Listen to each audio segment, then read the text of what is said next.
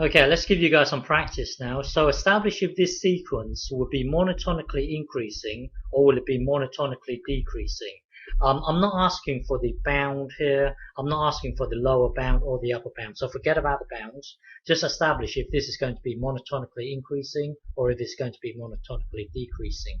Remember, there are two ways of doing this. One way is to get the next term, and then divide it by the current term.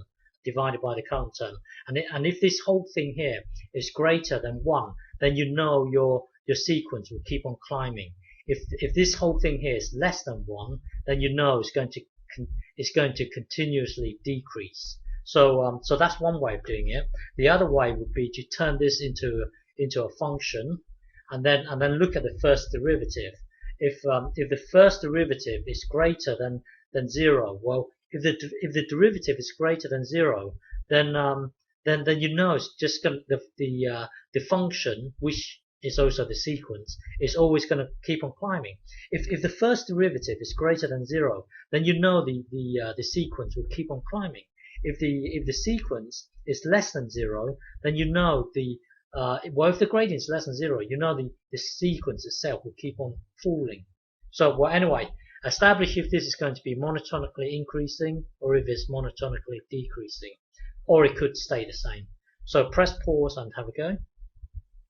Okay, so to do this, let's use this method first. I will show you both methods. So let's just look at this method first. So currently,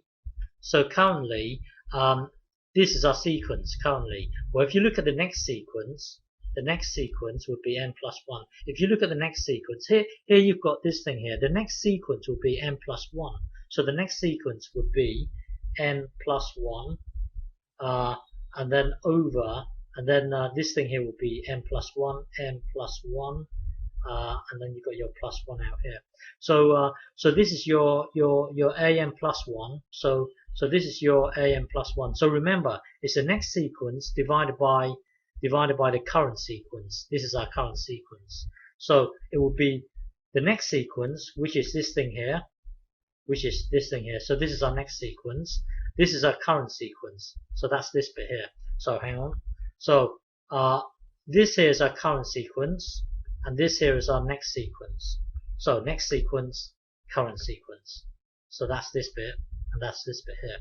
So now you've got one fraction divided by another. So that's the same as that fraction multiply with the reciprocal of this fraction here, which will give you this. Now tidy that up. That will then give you this. Now if you look at this, exactly the same, and then you've got exactly the same, but up here you've got a +1. So you know that this thing here is going to be greater than 1. Well, if you have the next term divided by the current term, if the next term divided by the current term is greater than 1, then you know the sequence will keep on climbing. So this is going to be well, because the next term divided by the current term is greater than 1, we know that it's going to be monotonically increasing. Okay, so that's the first method done. Now the second method. The second method is to translate this sequence generator into a function. Now once it's in a function, differentiate it. Look at the first derivative. So differentiate it. It will then give you this thing here.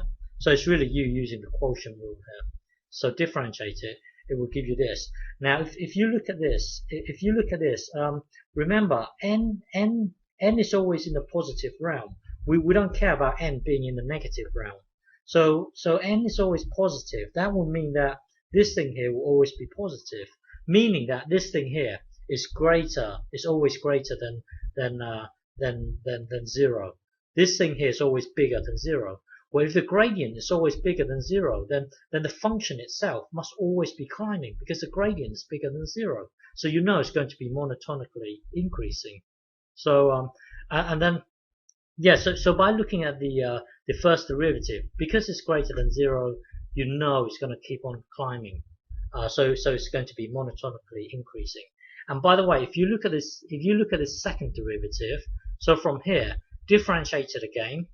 That will then give you this thing here. That will then give you this thing here. So f double prime equals this thing here. This tells you, well, hang on.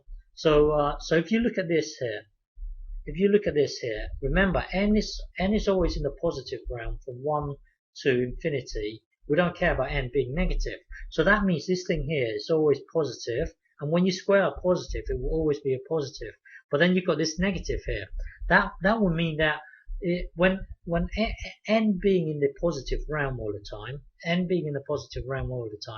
this second derivative will always be negative.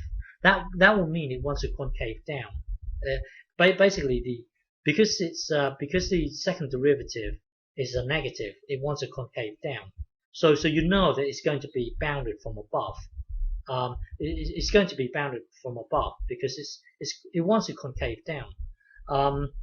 So here's a situation. F prime tells us that it's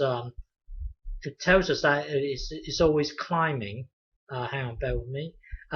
F prime is telling us that the function keeps on wanting to climb, and then f double prime here tells us that it wants to concave down. So in fact, what's happening is that it wants to concave down, but yet it keeps on climbing, and that does make sense if you think about it. Here, it wants to keep on climbing because f double prime tells us that it wants to concave down, but then f prime tells us that it will keep on climbing. So in fact, this is what it's doing. It's always climbing, but yeah, it wouldn't want to do that. But the thing is, it is in fact, even though it keeps on climbing, it is actually concaving down. It's just it is concaving down because this is concaving down.